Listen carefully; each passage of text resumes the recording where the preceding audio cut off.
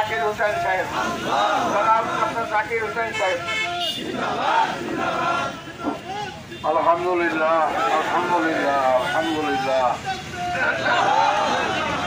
Bangladesh Jamaat Islami হরিদানি union শাখা কর্তৃক আয়োজিত আজকের এই শুকরানা মিছিল উত্তর সমাবেশে সংগ্রামী জনতা, আসসালামু আলাইকুম ওয়া রাহমাতুল্লাহ।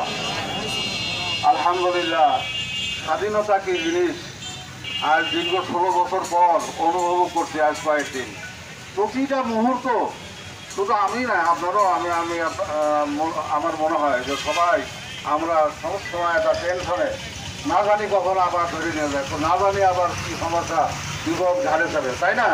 এই অবস্থার ভিতর জগদ্দল পাথর মানে এই হাসিনার ফেসিস্ট হাসিনার এই 16 বছরের জগদ্দল পাথরে আমরা নির্যাতিত নিষ্পেষিত ছিলাম।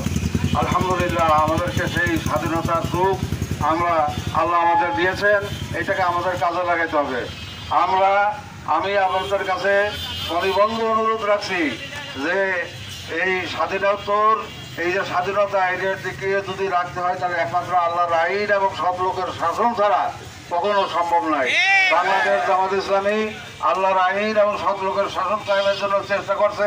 আমি আপনাদেরকে উদ্যত আহ্বান রাখছি, যারা এখনো বাইরে আছেন এই কাফেলার শরীক হয়ে আন্দোলনকে ব্যবহার করে এদেশে আল্লাহর আইন এবং সব লোকের শাসন কায়েমের সচেষ্ট হবেন, এই আশা ব্যক্ত করে আজকের এই সংক্ষিপ্ত সমাবেশ সমাপ্তি ঘোষণা করছে। আসসালামু আলাইকুম ওয়া রাহমাতুল্লাহ।